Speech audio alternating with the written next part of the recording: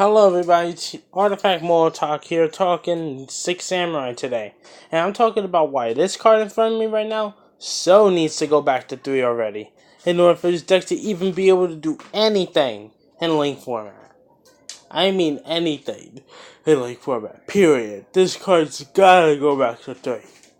For the simple reasoning that this deck, without this fucking gateway of the 6 card right here, cannot, I repeat, cannot get enough pluses for its own deck in order for the spamming of knights, not knights, I'm sorry, thinking about the Tower Knights here, in order to spamming of samurais, in order to be able to link summon while synchro summoning for cards like Naturia Beast, Barkion, Landois, or Shien more preferably, or maybe do a few Exceed summoning in the process, or Contact Fusion for the new fusion that was announced for the deck. Like, without this card, 6 Samurais over here cannot get enough pluses in order to be able to compete on a decently competitive level. And this is a card that I forgot to put on my list of cards that should be unbanned. This is a card I forgot to put on my list. This card needs to come back. And then that's not excluding the potential MST or Twin Twisters or Cosmic Cyclone that can be done on this card. That is not including True Draco Heritage, popping this shit from the graveyard when a True Draco player destroys it with Apocalypse in order to cut all your monster stats in half without targeting. That's not including all those factors. This card cannot come back to 1, it has to come back to 3 for 6 Samurais to be able to even see it consistently, let alone the deck even being able to get tops in the format. And those of you that disagree with me, take a look at the OCG. The OCG is a perfect example of this argument right now. They have 6 Samurai Gateway at 3, right? They have Gateway at 3, right? Has 6 Samurai topped an event over there yet? No, they have not. Evil Swarms, the deck that I discussed about why it's not going to be relevant here in the TCG. Evil Swarms managed to do something over there. Even though I'm not surprised because it's a Dino-based format right now with an ABC-based format. I've even seen Ojamas. Fucking Ojamas with Paleozoic as an engine in there be able to do more than 6 Samurais basically at full power in the OCG. Like, at least Ojamas actually managed to make a top 8 out of locals in the OCG. This fucking deck with this fucking spell card at 3 did nothing over there. I don't know if TCG Konami just has a hate thing for Gateway, or maybe they think that TCG players will be able to figure out something now that the OCG players haven't, and then 6 Samurais will become top tier again. Take this to heart. OCG players are better than all American players. Yes, they are. They have more originality than us. We copy them, as a matter of fact. Most of our deck lists at top are very identical to theirs, aside from a few changes due to different ban lists. If they can't figure out a way to make 6 Samurais top in their fucking format, when we're getting ready to go into the same format that they're in right now, I don't know what you expect them to do. Because TCG players, like I just said, are shittier Yu-Gi-Oh players than Japanese players. TCG American, OCG Japanese, if you guys didn't know. And debate me with this the best way you can. I'm willing to admit myself, I'm worse than OCG players. The TCG doesn't have anything on the Japanese OCG players. Japanese, Chinese, and Korean, and South Koreans to be technical, on what the OCG player base is made of. And that's just it. If the OCG can't figure out anything to do with the deck over there, in order to get it to top 8 out, even the small locals in this format right now, and they have this card at 3 over there, and their skill ceiling reaches far higher than any American Yu-Gi-Oh player, or European player, or South American Spanish Yu-Gi-Oh player will ever reach. If their skill ceiling reaches higher than us, what makes you think that Gateway back here, back at 3, will even make a difference? Here's the answer. Gateway back to 3 will not make a difference for Six Samurai at all.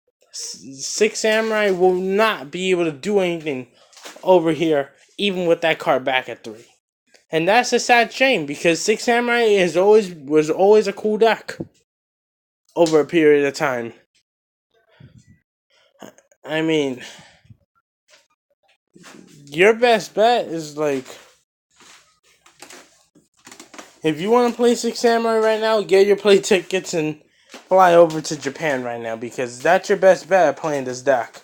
And I don't think that Gateway is going to come back to 3 over here. And if it doesn't, Six Samurai is going to be even more relevant over here than the OCG. That's just sad. And that's the hardcore truth, though. Six Samurai will be even more relevant over here. Which means Six Samurai, now with Link Summoning, has basically been reduced to the same state as random decks like Constellars, Moki Mokis, freaking Fire Fists, Cubics. Well, not Cubics, because they're actually good, even though they're super underrated. Fabled, Dark Worlds have been power crept, even though there's some spicy variants. I profiled of Dark World on my channel. What else has been power creeped? Oh yeah, Heroes, Speedroids, and Gyroids in general. Cyber Dragon, in my opinion, was power crept over a period of time. Well, now Six Sam's, possibly one of the most broken decks in the history of the game, has officially been power crept in the history of Yu-Gi-Oh!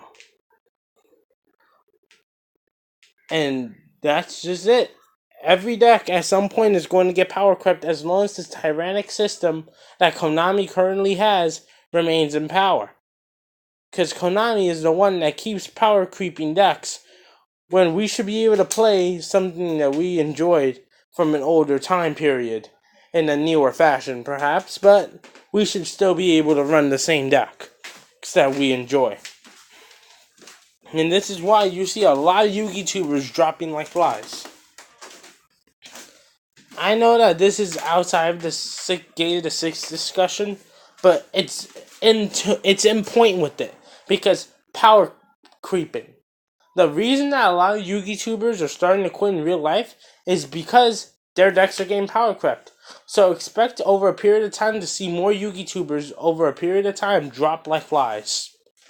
And if they don't drop the game itself or discussions themselves, they're dropping the game in real life.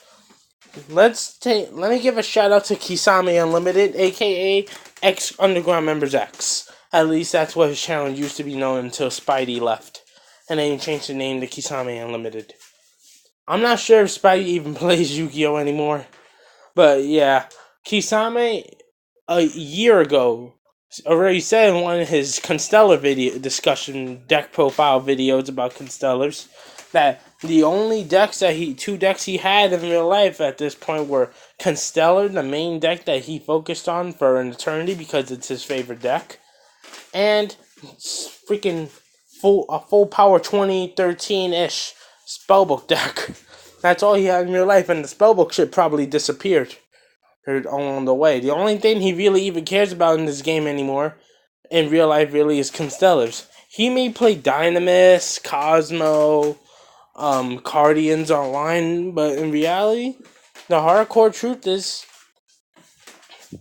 that if he really liked those decks, he would have take the time and invest the money to play them in real life, but he doesn't care about them anymore. He doesn't, let me use proper English. He never really cared about them from the beginning enough to buy them in real life. Constellars is the only deck that he even probably has in real life right now. The spellbook shit probably disappeared, or he probably gave to his boyfriend Yama, or something. I don't know what happened with his spellbook stuff. It probably disappeared. Who knows? and he put his channel on hold just like Ubel Mastery put his channel on hold as well. Shout outs to him too. Who, on top of that, because Ubel Mastery makes some high freaking good quality content, very high quality, but just wasn't given enough love by the community. So his channel's on hold now, and as he put in the parentheses of that title of that video that he unraveled for us, that he unraveled to us, that he's probably quitting in the game overall and YugiTubing overall as well. Kisame, he already said that he's guaranteeing that he's not gonna quit, but video consistency will not be on the channel anymore. And even though he's specifically said that this is about personal events in life that he rather not disclose, but low key, I know that he's sick of the game. It's like he said in his Facebook comment. Post that he put on, that he posted on Facebook, that it's hard to have a channel focused on originality and creativity, what my channel is focused on these days, and have it grow in subs, because Yu-Gi-Oh players don't give a shit about originality or creativity. A lot of new Yu-Gi-Oh players in the game just care about being competitive no matter what. They don't care about any original spicy decks or spicy techs. And the last channel that I believe to have a shot overall at growing that is growing right now exponentially in subscribers, that encourages creativity the most, is Team King of Games. He's our last hope for creativity in the game right now, because all the other channels that encourage underrated channels that encourage creativity in the game are at stale point right now, and are not really doing anything. He's the only one spiking up insanely, because he does deck profiles for everything. He encourages creativity even with some of the top tier decks out there. He profiles True Draco, but it's usually really creative, spicy variants. And this is something that we're missing from the game, and that a little bit of everybody should be doing this. But a lot of YugiTubers just refuse to adopt to creativity. And the reason that I'm going into this discussion right now is because I saw Simo's video on his perspective over competitiveness in Yu-Gi-Oh! And casuals in Yu-Gi-Oh! And again, I'm in favor with the casual side, and I forever will be. There will either be casual Yu-Gi-Oh! Or there will be no Yu-Gi-Oh! For me. And that's the simple thing. If the game gets to a point that my two favorite decks, being Lightsworn number 1 and Herald's number 2, can no longer be competitively played, then I'm duping out of the game. That's it. Whether they get hit on the ban list or they get power creep so bad that they can't be played anymore. Both of them will have to go down that route. Though, for me to be willing to say, that's it, I'm done with the game, I quit. Yeah, and that's the hardcore truth. I play Yu-Gi-Oh! In real life right now, but seeing where the True Draco meta is going, and seeing that the meta we're getting ready to enter into, I'm not very excited for Dino meta. And that's the sad hardcore truth.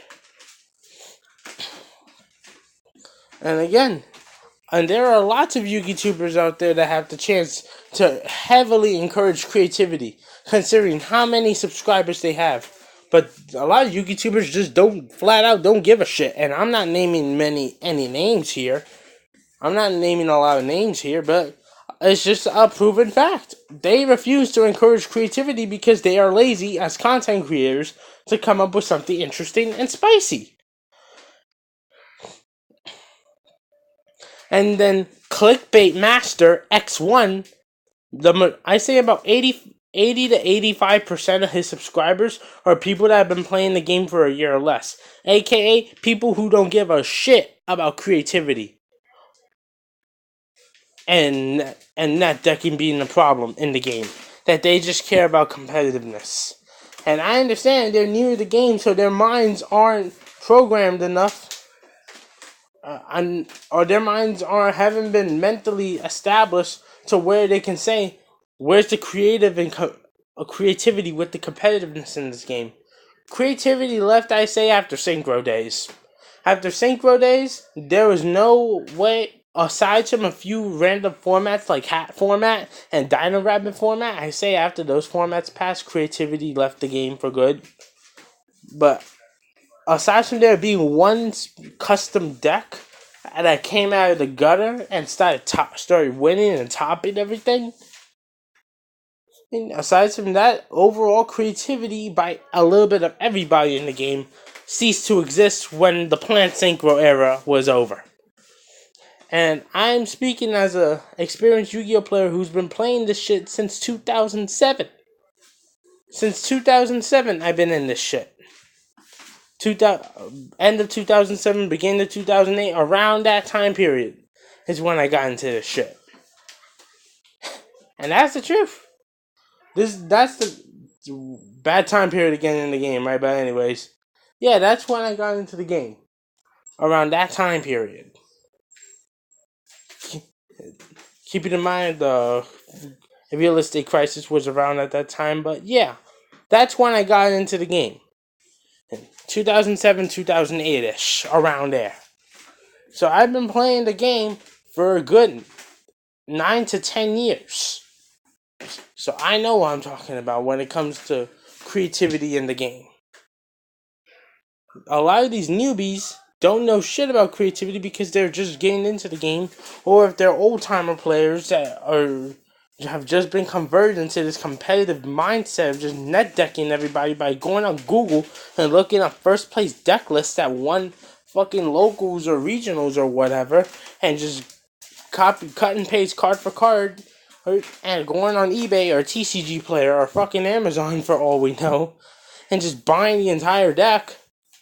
Like I've said in one of my videos before talking about creativity in this damn game,